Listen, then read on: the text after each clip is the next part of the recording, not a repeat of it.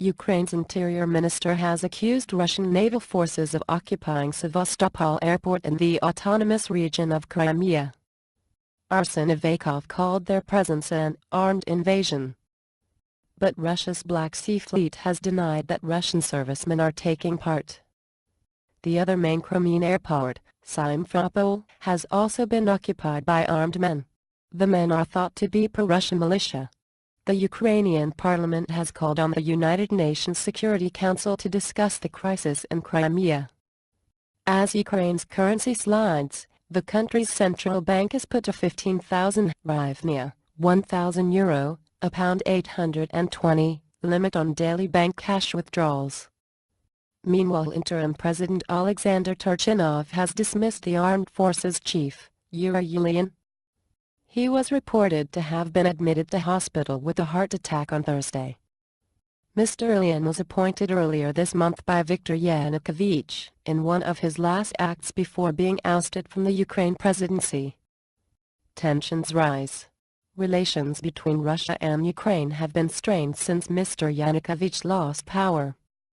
These tensions have been particularly evident in Crimea, Ukraine's only Russian-majority region. The BBC's Bridget Kendall in Moscow says the Crimea is becoming the linchpin of a struggle between Ukraine's new leaders and those loyal to Russia. Mr. Yanukovych is now in Russia and is preparing to hold a news conference on Friday in the city of Rostov-on-Don near the Ukrainian border.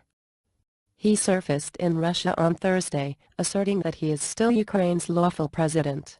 Armed men, said by Mr. Avakov to be Russian soldiers, arrived in the Sevastopol military airport near Russia's Black Sea Fleet base on Friday morning. The men were patrolling outside, backed up by armored vehicles, but Ukrainian military and border guards remained inside, Mr. Avakov said. I consider what has happened to be an armed invasion and occupation in violation of all international agreements and norms, Mr. Avakov said on his Facebook page. Armed men also arrived at Simferopol airport overnight, some carrying Russian flags.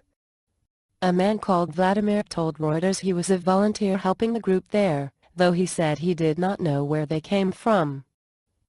I'm with the People's Militia of Crimea.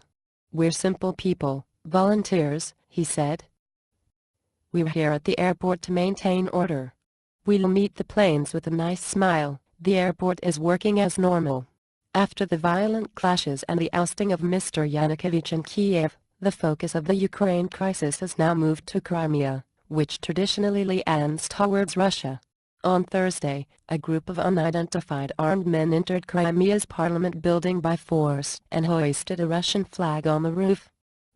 The Crimean parliament later announced it would hold a referendum on expanding the region's autonomy on 25 May. Russian President Vladimir Putin has urged his government to maintain relations with Kiev and even join Western efforts to bail out its troubled economy. But he is also giving the Crimean government humanitarian aid.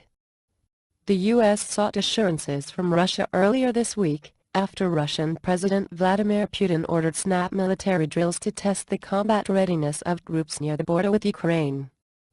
U.S. Secretary of State John Kerry has called on all sides to step back and avoid any kind of provocations. Mr. Kerry said he had spoken to his Russian counterpart, Sergei Lavrov, who vowed to respect Ukraine's territorial integrity. Crimea, where ethnic Russians are in a majority, was transferred from Russia to Ukraine in 1954. Ethnic Ukrainians loyal to Kiev and Muslim Tatars, whose animus towards Russia stretches back to Stalin's deportations during World War II, have formed an alliance to oppose any move back towards Moscow. Russia, along with the US, UK and France, pledged to uphold the territorial integrity of Ukraine in a memorandum signed in 1994.